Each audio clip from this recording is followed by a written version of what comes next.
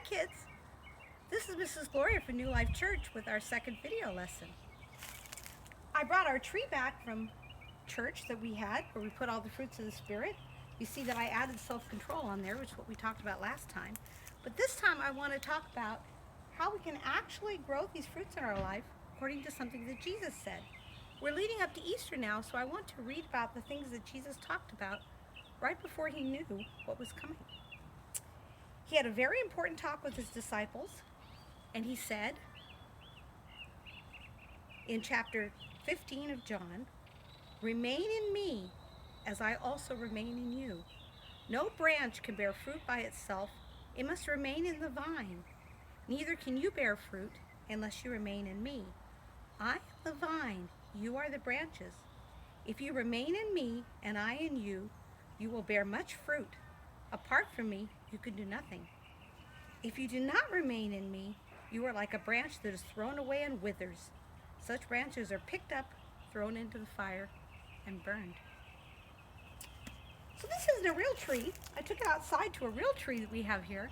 And you see that it's got branches, and eventually they'll have pretty flowers when it's later in the springtime.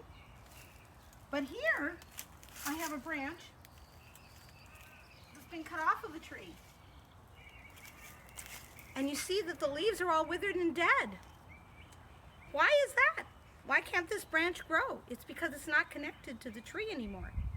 Jesus says we have to be connected to him just like branches are connected to a vine or a tree, or we can't bear this fruit. So, if I took this branch and stuck it onto this tree, it's not going to grow. If I tried to tape it on, if I tried to put something on it, no, it has to actually be attached to the tree so the tree can bring water up through it and into the leaves and they can be alive. Some people think they can be good all by themselves. I have a paper here. It says being good. Okay? If I tried to stick this onto our tree, it just falls right down again. Why is that? It's because it's not attached. We stuck ours on with staples. I don't have anything to stick it on with, so it isn't going to stay there. We have to remember that this fruit is not something we do ourselves. It's something that Jesus does, and we have to stay in him. How can we stay attached to Jesus? We can think about him. We can sing songs. We can read the Bible. We can pray. But mostly Jesus helps us with his Holy Spirit, just like the verse we have here. Let's say our verse together.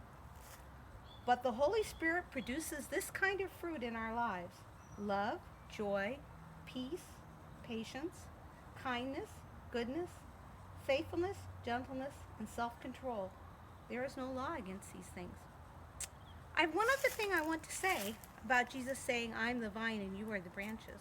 You know, Jesus said this to his friends because he knew he was going to go away from them and go back up into heaven. And they thought it was great having Jesus with them all the time.